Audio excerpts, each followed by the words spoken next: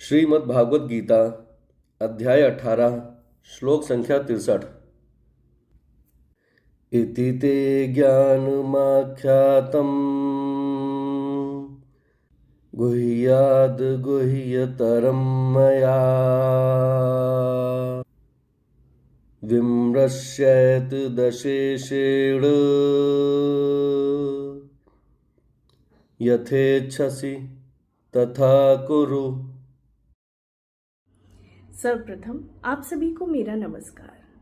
यह मेरा विश्वास है कि आप सभी का दिन बहुत ही अच्छा जा रहा होगा। साथियों, आज हम श्रीमद् भागवत गीता कर्म और मेडिटेशन पर चर्चा करेंगे। इस वीडियो के शुरू होने से पहले आपने एक श्लोक सुना होगा। जी हाँ, हमारा आज का विषय वहीं से ही शुरू होता है। श्रीमद् भागवत गीता के अध्याय 18 के इस श्लोक से। साथियों, हम हमेशा यह प्रश्न करते हैं अपने आप से, या हमेशा चर्चा करते हैं कि कर्म कुछ भी नहीं है, सब कुछ ईश्वर ने निर्धारित किया हुआ है।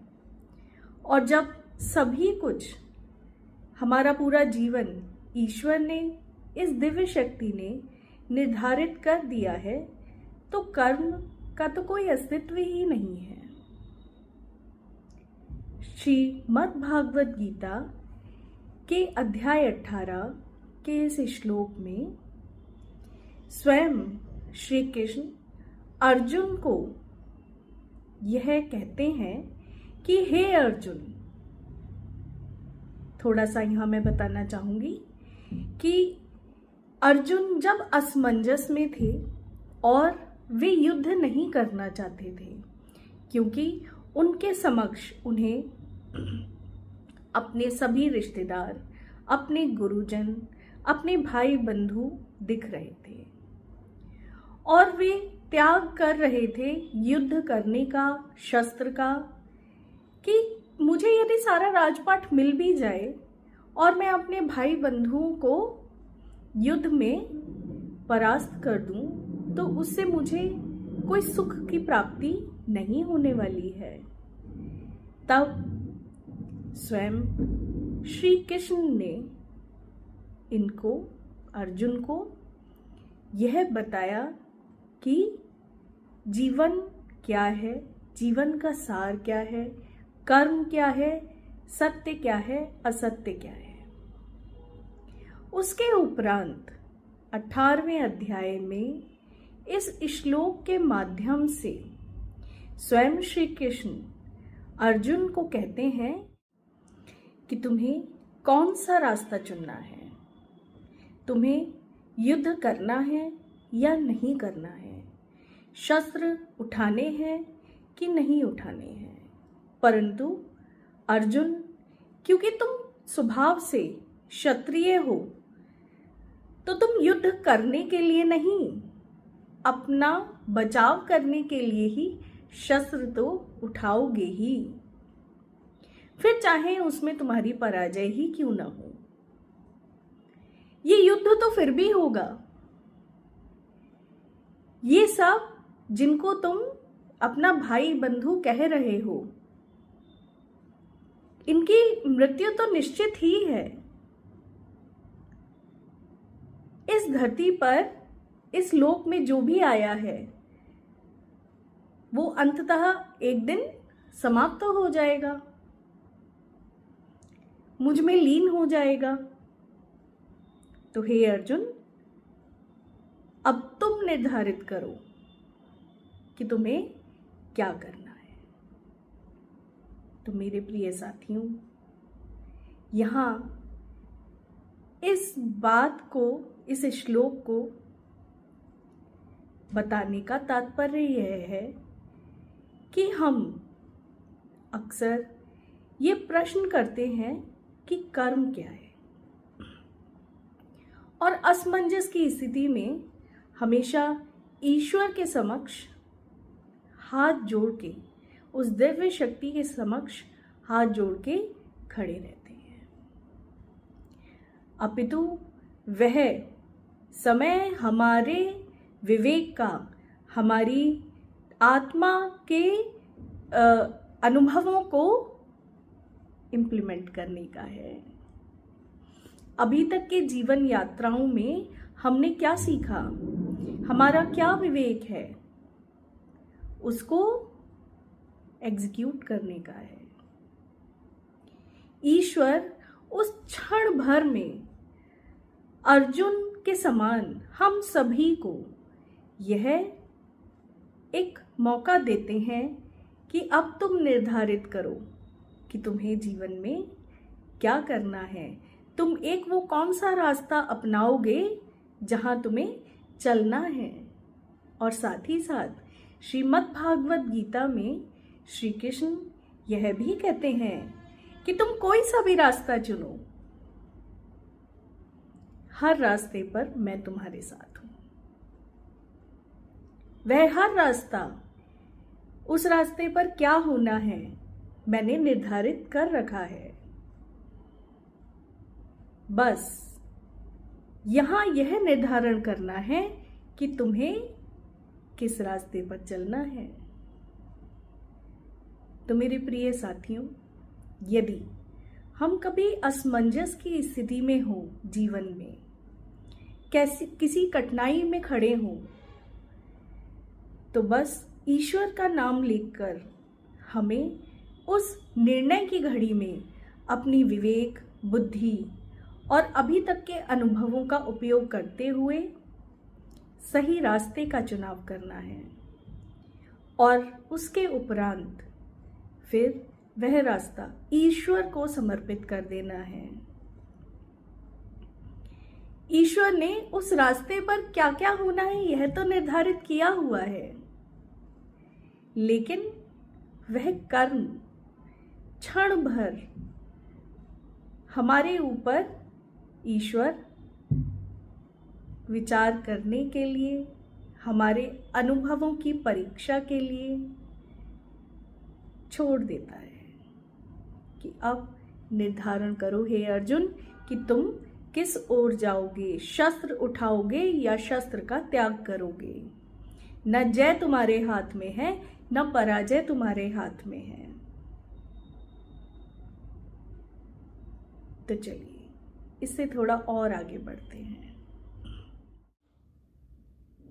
श्रीमद् भागवत गीता अध्याय 2 श्लोक संख्या 12। न त्वेवाहं जातु नासं न त्वं नेमे जनाधिपा न चैव न भविष्यामः सर्वे वयं तः परम्।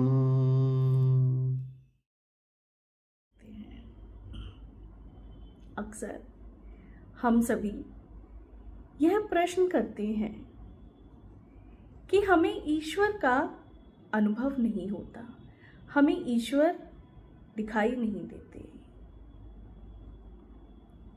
अक्सर कभी न कभी तो आपने अपने से या किसी अन्य व्यक्ति ने आपसे यह प्रश्न किया ही होगा, क्या कभी ईश्वर का अनुभव किया है? तो मेरे प्रिय साथियों, यहाँ मैं आपको बताना चाहूंगी कि हम सभी के आसपास ईश्वर सदा उपस्थित हैं, क्योंकि स्वयं श्रीमद् भागवत गीता में श्री कृष्ण कहते हैं कि ऐसा कोई युग नहीं है हे अर्जुन जब तुम नहीं थे और मैं नहीं था, या मैं नहीं होऊंगा और तुम नहीं होगे। हर पल हर क्षण में मैं उपस्थित रहूंगा, हर युग में मैं उपस्थित हूं और रहूंगा। तो मेरे प्रिय साथियों, ऐसा नहीं है कि ईश्वर नहीं हैं, ईश्वर हैं, अपितु हम इतने सक्षम नहीं हैं कि वो उनकी उपस्थिति हम अनुभव कर पाएं, उनके दिव्य दर्शन कर पाएं। तो अब इसका क्या निवारण है? इसका निवारण हमारे शुद्ध कर्म और थोड़ा सा ध्यान है। साथियों, ध्यान से क्या होगा?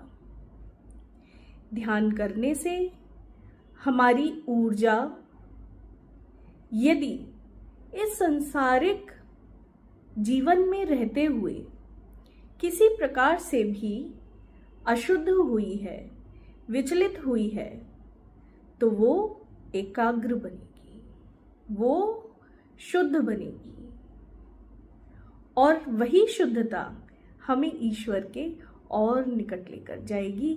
हो सकता है कि यदि कोई व्यक्ति अपने को इस ध्यान के माध्यम से, मेडिटेशन के माध्यम से इतना एकाग्र कर ले, इतना सरल बना ले, इतना पवित्र बनाए कि ईश्वर का अनुभव कर भी चुका हो।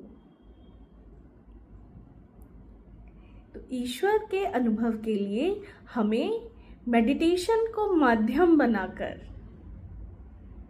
सबसे पहले अपनी आत्मा को, अपने प्राणों को एक लाइन में लाना है, एक ऊर्जा, नियमित ऊर्जा में स्थापित करना है।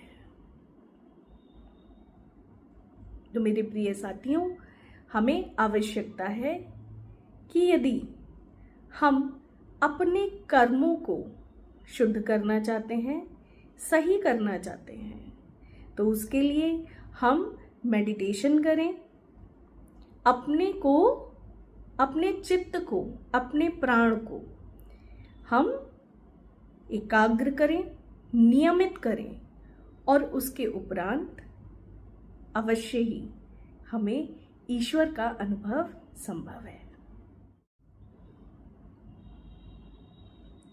और साथियों, ऐसा नहीं है कि मात्र 2 दिन में, 3 दिन में हम यह अनुभूति कर पाएंगे, नहीं। इससे पहले भी हम मेडिटेशन के और उसके मुख्य तथ्यों का वीडियो पोस्ट कर चुके हैं।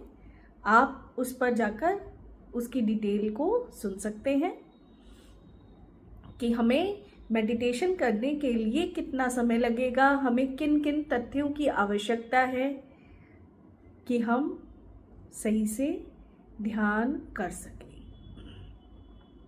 तो मेरे प्रिय साथियों, यहाँ पर यदि हम अपने कर्म को सही करना चाहते हैं, उस ईश्वर के इस संसार में हम अपने को ईश्वर को समर्पित करना चाहते हैं, ईश्वर के दर्शन करना चाहते हैं, ईश्वर की उपस्थिति की हम अभिलाषा रखते हैं और अनुभव करना चाहते हैं, तो हमें सबसे पहले अपने प्राणों को, अपने चित्त को उस योग्य बनाना होगा कि हम यह अनुभूति कर पाए। तो चलिए आज से ही शुरू कीजिए थोड़ा सा मेडिटेशन, 5 मिनट का अपने ईष्ट को याद करते हुए शुरू करें और अपना दिन, अपना जीवन स्वस्थ और अच्छा बनाएं। धन्यवाद।